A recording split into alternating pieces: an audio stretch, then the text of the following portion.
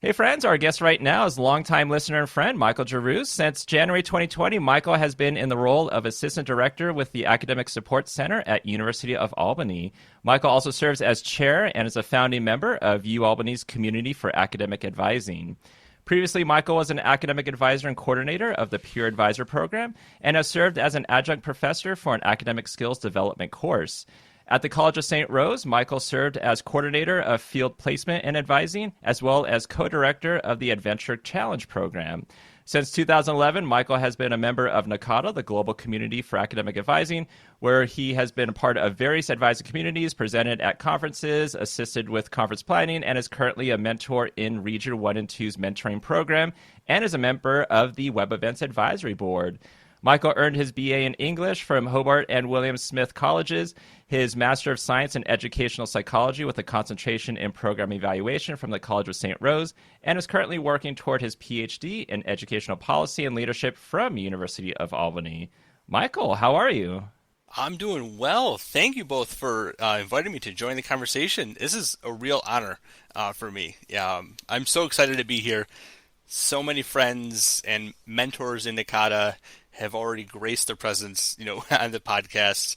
So I'm just it's a real pleasure to be with you guys today. Well, we're delighted to have the opportunity to talk to you. And as Matt said in the bio, you are a longtime supporter. We appreciate the shout outs you give to the podcast on social media. And as you are a listener, you know what's coming up. You know how we begin. We love to get to know you and for our listeners to have the opportunity to get to know you a little bit better. So we always begin with finding out like how it was that you came to find yourself working in higher ed. Absolutely, and yes, that question we all know is coming. Um, like many of my friends and colleagues in higher ed, the path was very windy and had a lot of twists and turns, ups and downs. If I reflect on my time at Hobart, I would say that I was engaged very well socially, but not as well academically. As now I'm studying the models like Tinto's model of departure. I was very close to not making it through. I had faculty members as advisors, but it was not the advising experience that I'm now giving my students, in my role here at UAlbany. And so it wasn't actually until one of the deans, the dean of Hobart, who basically became my champion. He was a champion for me and my success and really helped me get through that time. But as an undergrad, I spent time as a tour guide and an intern in undergrad admissions. And that was my first entree into, the higher ed world. You fast forward, finished with the English degree, which was not the major originally. It was environmental science. And then I realized I'm not good at math and science. It does not speak to me. I don't speak that language. And so I flipped the script in junior year, a little late, but we made it work. And upon graduating, I spent my 20s really exploring who I was, what I wanted to do. I spent time in the Carolinas working in a climbing gym. I was a teacher in Boston. But then in about 2004, I found my way back to higher ed in an admissions position at Green Mountain College. And so that was my first official position in higher education. And that was a great starting point. I learned a lot. I had a supervisor who was tough to work for, but it toughened me up and it helped me kind of really focus on, okay, what do I need to do to start to grow? And unfortunately, today Green Mountain College is no longer open. It was a small private liberal arts institution, environmental liberal arts institution, and it has since closed. And after that role, I stepped away from higher ed. Did some work in restaurants, and I've even done some pest control work, family business, and my grandfather started the business, so I had to see if that was an option. And then I realized I am an education person. My mother was a teacher for many years. I think that's where I get it from, and came back into higher ed through admissions again at St. Rose, and that's where things started to come together for me. I'm like, okay, I'm back in. I'm starting to work at an institution that students are really looking to go to, attend in the capital region and beyond. And I had to realize at that point that residential life I was not interested in, student affairs not really interested in, admissions was really, really good, but not quite what I was looking for. And then when I was afforded the opportunity to move into field placement and advisement, that's where I found my niche, and that's where things came together for me. And then I did my master's work, and surprised my folks with I think some of the grades I was earning as a master's student. They were finally yes, this is what we know he's capable of doing. So I share my struggles a lot with my students as an advisor, to say I know what it's like, to struggle and to not do well. And I let my students know that doesn't mean the doors are closed. I'm but let's not do it exactly like I did. Let's keep those doors open, sooner, than you can. And St. Rose, my time at St. Rose was great. I was placing student teachers and advising, doing work in other programs like Adventure Challenge, where we would take students a couple days before the semester started as a freshman down to Cooperstown and do some high ropes, low ropes course adventure programming. And it was just a great first, I think that's really kind of the official big first step in my career. But then when I came to Albany, that's where I went from more of a job to the career. And so it's a bit about my story. Now, you've been at various institutions, and those institutions have varied in size of the student populations. And of course, with any institution, there's differences in academic policies and things like that, or getting used to a different campus culture. How is it for you moving from smaller institutions to now being at UAlbany? Great question. I found, because I like to be known across campus. I like to be the one who's helping as many folks as possible. And at a smaller institution, that came together faster. And the School of Education at St. Rose quickly became the advisor that even faculty went to, with questions about their students, because we had advisement in our office. I had a caseload, but I also had faculty members who had a caseload. So I realized that it was easier to make those connections earlier on in my career, at St. Rose. In some regards, decisions were made a little bit faster with the small, the private liberal arts school. You want something done? Let's pull it together, get the team together, people on board, and we'll make it happen. Moving into the University of Albany, a large institution, I quickly realized that there are many, many more opportunities here. And I think that comes with being an R1, level 1 research institution with, having doctorate programs, master's programs, undergrad programs. The student population at Albany is so much more diverse. So my eyes were open really wide when I walked in 2013. Plus, my daughter was born 4 weeks after I started at UAlbany, so that first spring semester was a little hazy, to say the least. But, working at a state institution, it's interesting how times things will happen very quickly, and other times things will take a little bit longer, as I'm sure we all can appreciate. But some of those opportunities and the things that we're doing here at UAlbany, and the things that our students are doing, to this day, I've been here over 8 years, it still amazes me. I never looked at UAlbany when I was looking at colleges. I wanted a small school. I needed a small school. If I came here as a first-year student, I would not have survived at all. It was too big for me. So I work really hard to help my students really kind of make it seem smaller and make it more of a community. For sure. But there is a difference, and it took me longer to become, kind of a go-to person on campus. And I'd say maybe the past 3 years, I really started to kind of grow into more of that role as a key person on campus that folks can rely on for advisement, support, and advice. It is really interesting, I suppose, how some students do want larger institutions and thrive in that, and others, will succeed better in smaller institutions. But one of the things that you mentioned there that strikes me, you talked about the birth of your daughter just after you'd started, and I suppose now I'm seeing you're in a role where you're working in advising, you have a family, but you're also studying for a PhD. Can you talk to us a little bit about, I suppose, the PhD studies and how you go about juggling all of those things? Yes, it is a juggling act for sure. Per the advice of a good friend of mine, Rachel Moody, who's in the program as well, she recommended start the program as a non-degree student. Which is what I did. I started as a non-degree student, and so I was allowed at the time to take elective courses. You have to apply, but to not full application, you can take elective courses, and you're committed but not fully committed, to the program. And so let me just start that way. to see if, columnists are saying, can I balance the PhD, the work, and a family? And I started it, I want to say it was fall 2018. So at the time, both my daughter and my son were old enough that we can make that, make that work. And don't get me wrong, this was a family decision. This was something that I thought of for my growth, in higher education. Advice from many folks in the field, would say, if you want a seat at that table, the credentialing has to be there. And so for my growth, I'm like, okay, I see this is the pathway that I have to follow. And so I was like, okay, let's have a conversation with my wife and let's make this a family decision. So it was 2 years of non-degree work, and I'm able to attend part-time. So I take one course a semester, and that's my bandwidth. I cannot take on more than that. And so this past fall, 2020, I transitioned from non-degree to matriculated in the program. It was a rather long application process for me. I had to take the GRE exam, which I did not have to do for my master's program. I do not go well with standardized testing. We do not get along. So, as I know, that relates to many of us, in the field. So I'm now matriculated, but it's a delicate balance. Fortunately for me, I'm an early riser.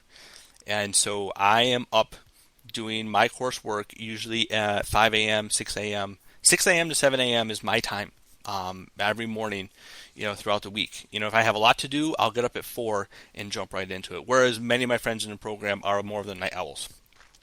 So, balancing that and being relatively new in my role as an assistant director, it is a lot. But I'm amazed, even to this day, how much of it is coming together, drawing off of my coursework in what I'm doing as an administrator. It's phenomenal. To think, even actually at the Administrators Institute, when Charlie Nutt is quoting George Koo et al. In his opening, presentation, I'm like, I know that guy. Well, I don't know him personally, but I'm like, I've studied that. I've used that book. I know that book. It's here on my shelf. And I, was not the nerd in undergrad, and I now say I'm a higher ed nerd through and through. I can't get enough of it. But the days are long, and right now I have 2 papers due before May 12th. And my course is about leadership this semester, which is great, and I'm learning a lot. But it also, I'm like, okay, how am I going to piece this together? We're in the middle of advising season. I'm advising, staff that's in their second semester of it, being an advisor ever. So I'm grateful that I have a lot of energy because it takes a lot of energy.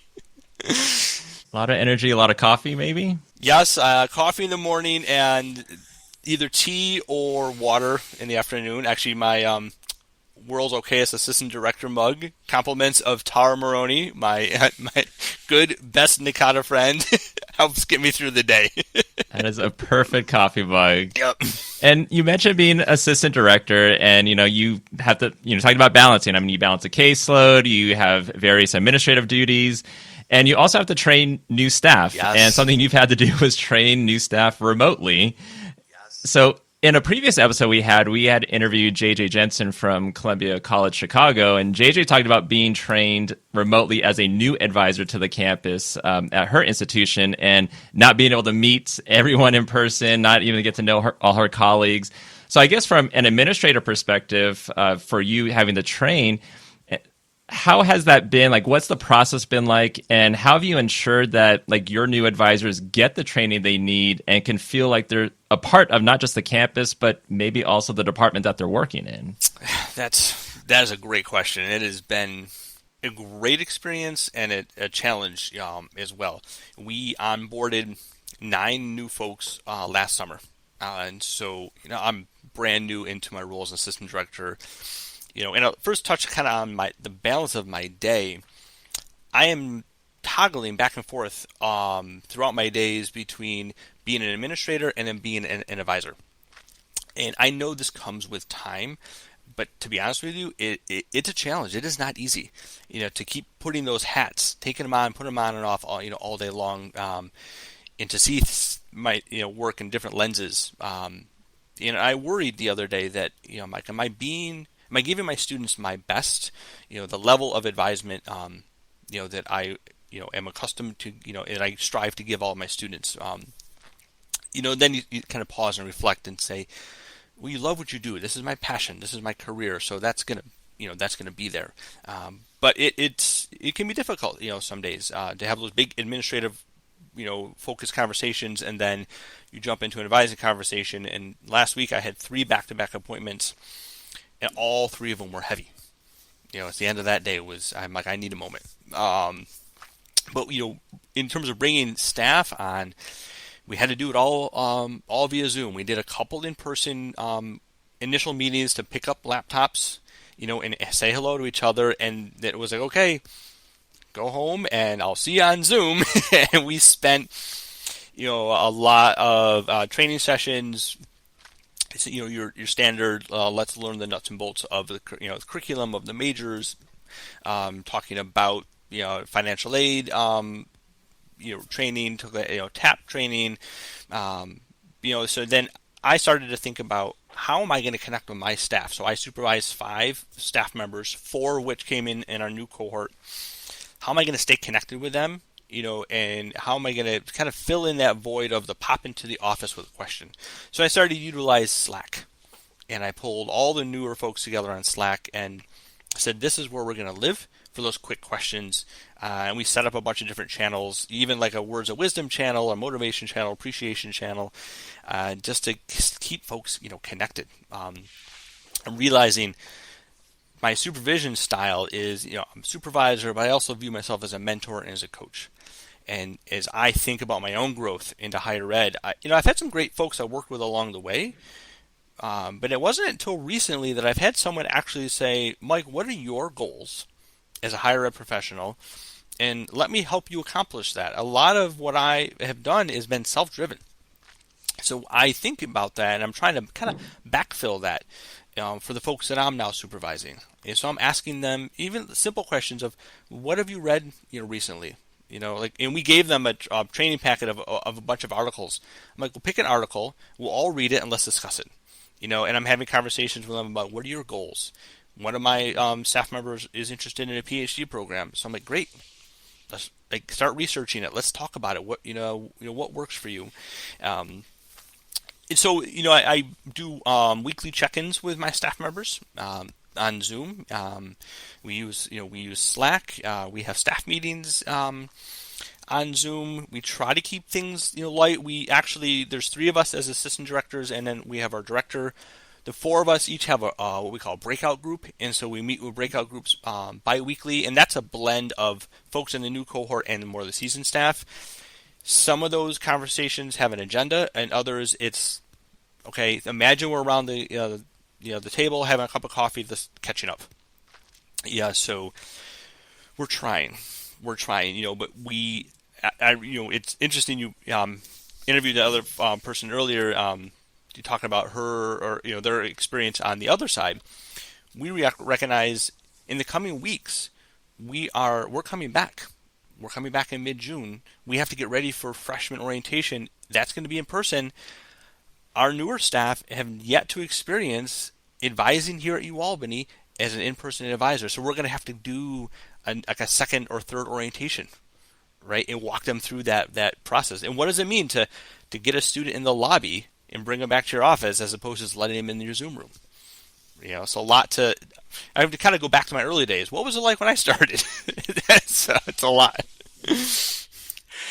Yeah, they're going to be so much to consider, because we're also going to have what we would deem second year students who may not have been on campus, and they're going to be coming to campus alongside our first year students. So there's lots of planning going on now. I'm interested because you talked, I suppose, about like being a mentor, being a supervisor, being a leader, and you recorded a video for us about a year ago for NACADA's 40th birthday, and in that you mentioned Vince Kloskowski. I hope I'm getting his name right. But you mentioned how he had been something of a mentor to you, and I'm wondering if you can talk a little bit about that and maybe how that kind of shaped your own approach. Absolutely. So ironically, I met Vince. Actually, I think it was my first NACADA conference, Region 1 conference, and it was at an Emerging Leaders Program presentation. And afterwards, I just felt there was a connection. I'm like, this fellow is like amazing. I'm like, I'm going to talk to him.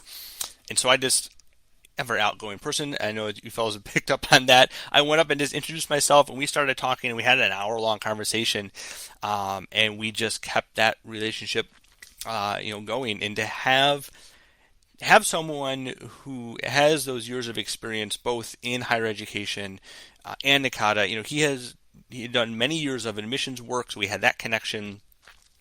And at the time, he was working at St. Joseph's College in Maine, and then he's actually has since completed his doctorate program. So just have somebody to bounce ideas off of, and to just talk about, am I doing things right? And I say that with air quotes because everyone's pathway is different, but in the steps I'm taking making sense, or does it make sense for my growth? So he has, just in our conversations alone, has pushed me, to reach that next level. And I applied for Emerging Leaders Program 1 year. Unfortunately, was not admitted to that class. And then I turned my attention, towards the PhD. And so, recognizing I only have so much bandwidth, like we all do. So I'm like, well, let me find mentorship in other avenues of NACADA with, other than going through Emerging Leaders. So Vince is one of my mentors. Kevin Thomas has become one of my mentors. We met at Region 1 conference in Connecticut, where that one was shut down after a day. And actually, ironically, and a surprise to me, was he was one of my faculty for the Administrators Institute this year. And so we reconnected, and it was between him and Loxley Nibbs who suggested you should create a NACADA resume.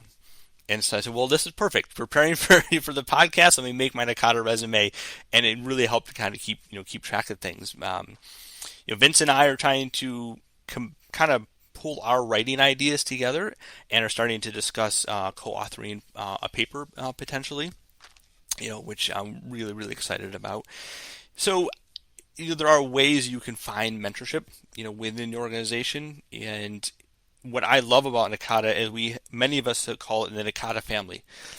As you move up in leadership, positions, you don't take on a leadership role to make friends, right? And so I've had to kind of adjust some of my relationships, with even some folks, on campus, which is absolutely fine. So now I'm looking more at my NACADA family for those friendships, like, you two fellows, like Kevin, Vince, Ryan, and some folks I have not met in person.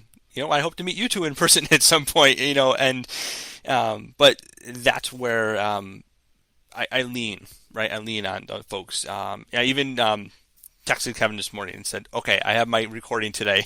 Like, what do you recommend? How to prepare? And then, of course, I can't get the headphones to work that I brought with me. So, but yes, lots of great folks. But we adapt, and we're making advisors. It work. Yeah, that's what we do best. But and all great people that you've mentioned, I think that's a great tip from Loxley in terms of having that like NACADA resume. And if anything, too, as you probably wrote yours, you saw like, wow, look how much I've actually accomplished so far, yes, and how much I still want to do. Yes. And one of the things at UAlbany, you're the chair of the UAlbany Community for Academic Advisors, and this is something that you were part of in terms of founding, and I think this started back in 2018 or so. And the premise is to bring the advisors together and kind of break down those silos. So how's it been going over these last few years with bringing those advisors on? And also, do you feel you've been effective in breaking down some of those silos? I believe we have. This idea came from a session at a Region 1 conference. UVM, University of Vermont, has a, I think they call it PALS, but they were, like a brown bag lunch series where they bring advisors together and, connect. And so myself and one of our other advisors, John Martinez, we decided, let's try to do that at UAlbany, but make it a little bit more formal. And so we have the Academic Support Center, where we advise all the incoming first-year class, with the exception of the EOP, Education Opportunity Program students, and we advise a good portion of the sophomores. And then when a student moves into their major, the majority of our majors have a full-time professional advisor there as well. And so we have many advisors across, our campus. So we're trying to decide or think about how can we bring everyone together and really start to have those conversations about what does it mean to be an advisor in an academic support center as compared to a school of business advisor, communication advisor, journalism advisor, etc. So we said, well, let's just try it. Yeah, and it's interesting because I often reference the two of you and developing this podcast. When I'm talking to advisors, I'm like, if there's something you want to do, all right, you think about this, Adventures in Advising, think about UCAA, peer advising. If there's something you're passionate about, I said, then just do it, right? Many of us who, folks think, oh, wow, they're doing great things. Someone must have said, hey, can you do this? No, we thought of an idea, we just made it work. So we're like, well, let's schedule some sessions, and I offer, coffee and tea and breakfast, treats. Of course, food brings everyone together. And when we were in person, we were averaging 30 to 40 folks a session. We had sessions about working with students on academic probation, managing large caseloads. We even had one session where everyone shared. We first said we all recognize that we're academic advisors at first, but let's all talk about all the other things that we do. So like my colleagues who have to help put together the schedule of classes for their department. Well, there's a time in the semester where they are, overstretched. And so, okay, I'm going to not, reach out too much, right now. And we wanted to recognize what is everyone else doing. And then we moved into the pandemic, and using Zoom actually brought more folks, to the table. We started averaging 60 to 70. We're doing town halls with Dr. Joan Malatesta, our Vice Provost and Dean for Undergraduate Education. She oversees our department. To keep people abreast of the changes. We were doing conversations about burnout, and just bringing folks together just to chat. We had our folks who we hired, recently. We did a little meet and greet over lunch, and I feel that our advisors now know more about each other, and it's helping. Our students. That's really what the premise is. Like, if I have good connections with my departmental friends and I have a student who's struggling or needs that connection, I can say, you know what, I'm going to call Karen Williams, the English advisor, and I want you to go talk to her about a combined BA-MA program. To make those connections for students is most important. But in this past year, it's the support for our colleagues. In advising, we're not centralized across campus. We have a 4-year advising model now in play that might start to bring things more centralized, but we want everyone to come to the table, bring your ideas to the table, and in the future, try to have a bigger, more collective voice of advisors on campus, so then we can start to help administration on the upper levels really understand what it means to be an advisor on the front lines, with our students, especially now during a pandemic. So we have a session next week, actually, and we're going to show one of the Region 1, Region 2 session videos about burnout in academic advising. And so then we're going to have breakout rooms, and we'll discuss. And maybe I won't be the host on that one, so actually I can go into a breakout room of that chat. I think your commitment to professional development is admirable, but you have that commitment and that passion for student support and for fellow staff support. And I think one of the things I'm interested in talking to you a little bit about is around peer advising and peer advisors, because this is something you have done, and I saw, and I'm probably going to butcher his name because I just saw it written down, but there is on LinkedIn, Dante Cantu, I believe, if I'm getting the name correct, mentioned how that you are a wonderful colleague, and he remains grateful for the way in which you generously provided support and guidance for the implementation and launch of their peer advising program. So I suppose interested in hearing about, for listeners who are interested in peer advisors or implementing a new peer advising program, can you talk to us a little bit about that? Absolutely. And I'm going to bring it right back to Connections through NACADA. It was another Region 1 conference. I was presenting on our peer advisor program. Dante was in the audience, and then that connection turned into a wonderful friendship. And so our peer advisor program started originally, I want to say in 2011 or 2012. Kristen Swaney, who's now our director, started the program. And at the time, we actually were kind of relying and leaning on some of our work studies who really wanted to go above and beyond and get more involved. And so it was, okay, great, here, help the student with the registration process. And so about a year and a half after I started, Kristen passed the program on to me. And so then I was looking to make it a little bit more formal. And I wanted to have the team grow. So I implemented an application process. And it was not an application that was shared on campus. We did it through nomination. So I would have, my colleagues, as you're talking to your students, if someone interested who wants to really help their peers, give me their name, I'll give them the application. And we went from a small team of 6 to one semester I had 25. And so our peer advisors work on kind of like the second half of the advising appointment process. So we would do the developmental advising conversation with our students, and then we would bring them out to the lobby, connect them with the peer advisor, and the peer advisor helps the student through the registration process. While doing so, they're developing that peer-to-peer connection. And like most of the students in my office are the first years and sophomores, and to connect with, let's say, a junior, is a great experience for the student. We rely on the peer advisors to help us with tabling. They assist advisors in presentations, in seminars. They have done some blogging, and so they're just really embedded into the work that we've been doing. And so recently, I actually passed the program on to Olivia Mahalko, who is a former peer advisor. She was actually my advisee, peer advisor. Became our grad assistant, and then we hired her. So she's the first one to go through the whole process as you would like to see it happen. And then Sarah Gelfin, who's another new hire. The two of them are co-coordinating the program now. And I recognize if you're the only person overseeing peer advising, there is a lot. I would do a staff retreat. Like right before every semester started, we do team building, we do training. I would continue the training myself, but you're really mentoring these students, and these are some of the brightest, and trying to help them develop themselves as young professionals.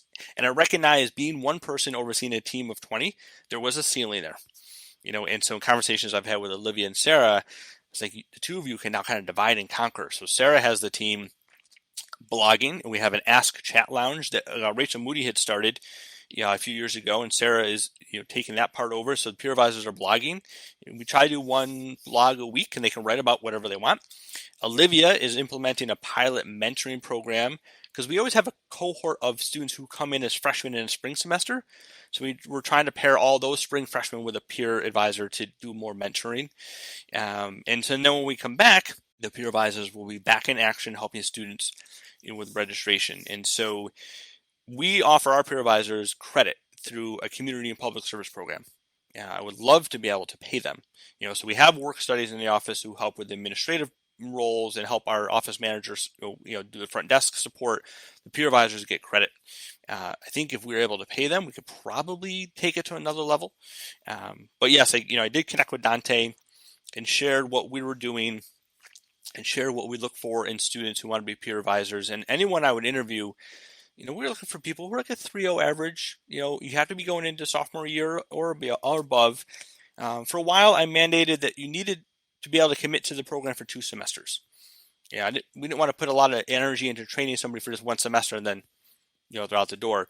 But it really was, you were looking for those students who wanted to really help others. And I tell them all the time, I can teach you the nuts and bolts. I can teach you how to read a degree audit, how to navigate registration a little bit better. But if you don't have that willingness and that compassion and that patience to be there with your peers and help them, that's a tough one, to create. And I know other peer advisor programs flip the script a bit, where they'll have a student come in and meet with a peer advisor first to talk about course ideas. So then when the student meets with the advisor, that prescriptive part of that conversation is already a little bit of taken care of, and then the advisor is able to just really kind of go wholeheartedly deep dive developmental. Yeah, various approaches to advising. It's always nice to learn from a lot of different other institutions what they're doing, and can we implement at our institution? You also presented at NACADA Region 1's conference on professional development, and I think it was like a reflection series that was done. What were the components within that series, and are there any takeaways that you could share with listeners that they might benefit from? Absolutely. That was with John Martinez, the same fellow I started UCAA with. So we did a pre-conference session based on something we had done here on campus, and we called the Reflection Series, Guide to Professional Development. And we did a 3-part series, and so we did it as condensed as a pre-con. We did a 3-part series on campus where we first had folks share their story of how they got into advising, right? So similar to how we started today, we wanted everyone to reflect on. We actually made little journals for everyone, and so everyone was able to journal and reflect, and then share out, how you were able to get into advising, because we don't want to lose sight of the fact that advisors, we come from so many different walks of life, or so many pathways into advising, and so we play to those strengths. If I'm working with a student, and I know a colleague will be a better fit for them in that part of the conversation, or at any point, I can just go down the hall and say, hey, Chris, you're our pre-law, advisor. This student's really thinking about law school, and Chris I think he has 2 master's degrees. I think he did a MBA, if I remember correctly. And, I said, can you talk to them about, your own experience?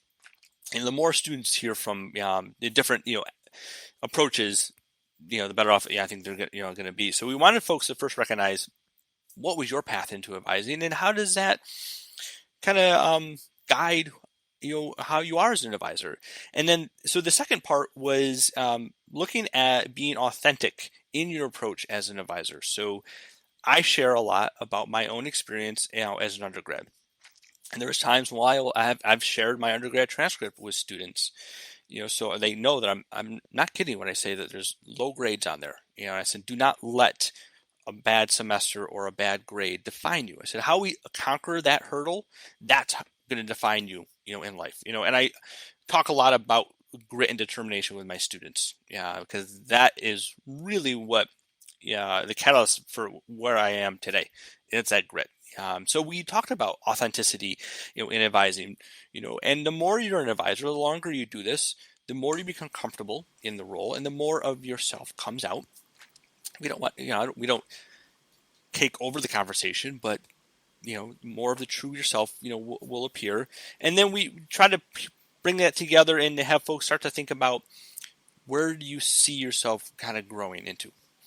Like, what is it you want to get into? Do you want to, advance in higher education? Do you want to go into different areas, or is this a project, that you want to develop, and go with, in the office?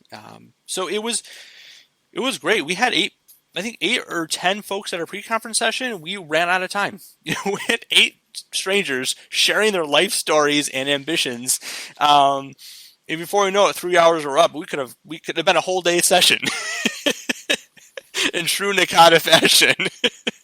So it was something that I feel you really anyone could kind of implement that. A lot of UCAA sessions are like facilitated guided conversations. Like even with UCAA, we'll have some sessions are pretty intense. Like it's a full informational session, but oftentimes short little piece of information, and then I'll have some guided questions, just to kind of facilitate that conversation. But I let it kind of flow naturally.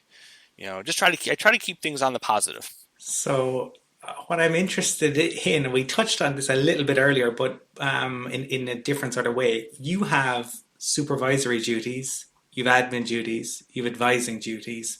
You also have your NACADA duties and your PhD. How do you avoid burnout? Ooh, that's a loaded one. Yeah, it's funny because my director the other day said to me, she's like, "Do you ever sit still?"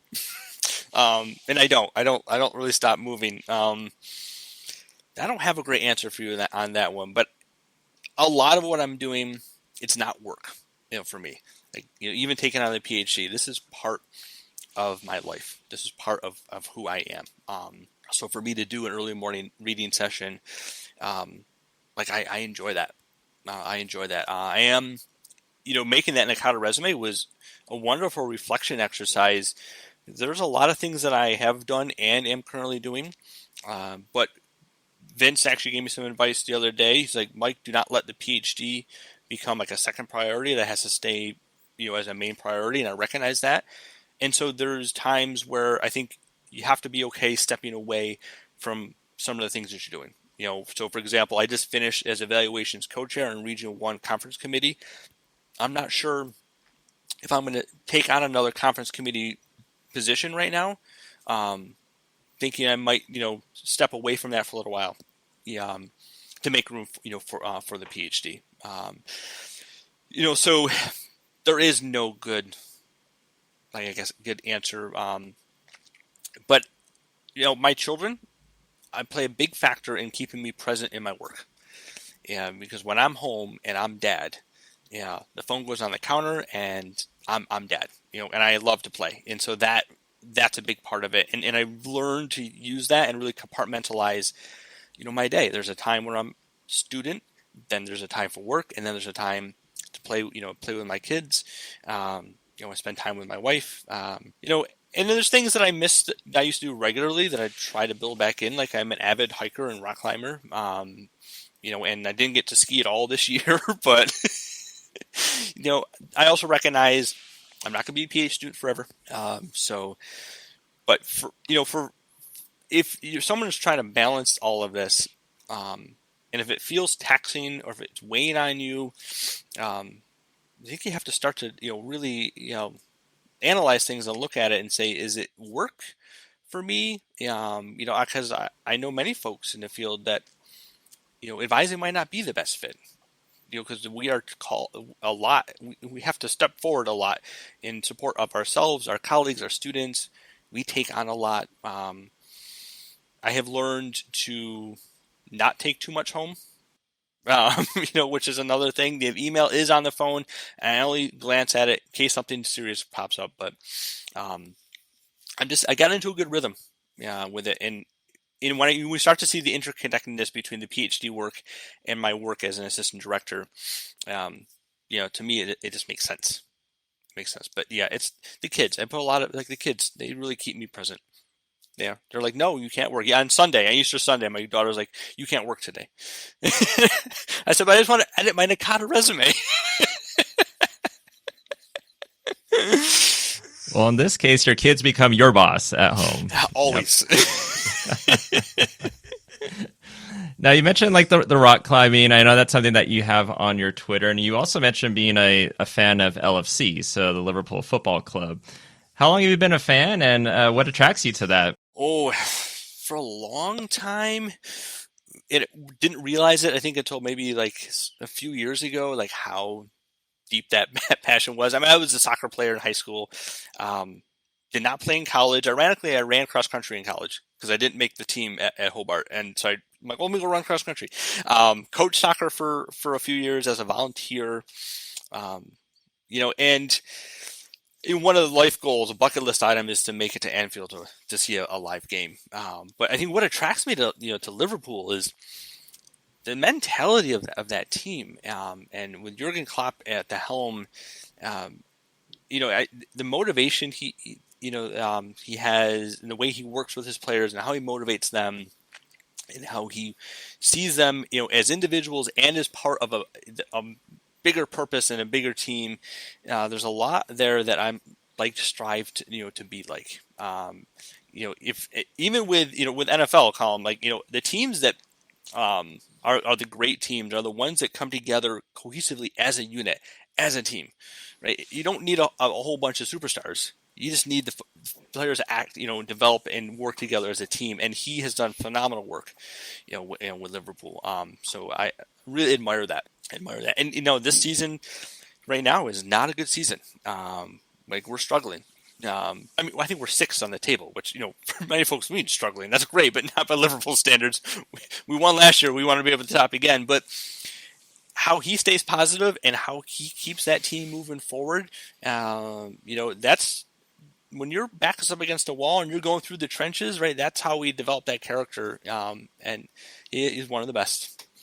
Yeah, one of the best. I love that you both enjoy the game, but you also look at Klopp's leadership and say, are there things I can take and bring in to make my team stronger, which is fantastic. And I think there will definitely be listeners who will, be really interested in hearing more about your work and what you have been undertaking. For people out there who want to get in touch with you, to reach out, what's the best way for them to do that? Absolutely. I'm big on Twitter, so at Geroux Advisor, so MGEROUX Advisor. The M, the G, and the A are capitalized, if I remember correctly. Twitter is a great way to connect with me. Email as well, mgeroux@albany.edu. Yeah, that works as well. And folks can message me on Twitter. Yeah, also. Yeah, so that's where I spend a lot of my time. I'm on Facebook as well, and not nearly as active on Facebook as, Matt, you were like, and Colin, I knew both of you on Facebook. I go through spurts. Facebook is where the pictures of the kids land, but my professional work is in the Twitter world. Yeah. Well, I'm always happy to connect with folks. And I'm on several listservs and reaching out to folks to learn more. Right? You don't need to reinvent the wheel. Yeah, let's reach out. Let's kind of rely on each other. So I'm always looking to connect with folks. And that's where I've met a lot of my social media friends, people I hope to meet in person soon. Oh, that's a great way to put it. I mean, there's a lot of people I've met on social media or even through Zoom, and then I'm like, I can't wait to meet them actually in person. Yes. But we appreciate you being on, and I can't wait to get this posted because then we can ask Kevin Thomas how you did. Yes, he's excited to hear it. So thank you, both of you guys. This was awesome. So happy to be here. Love. I love what you guys are doing. Here's hoping for many, many, many, many more future episodes with lots of great advising folks. Thanks so much. We appreciate it. Take care. All right, guys. Take care. See you soon.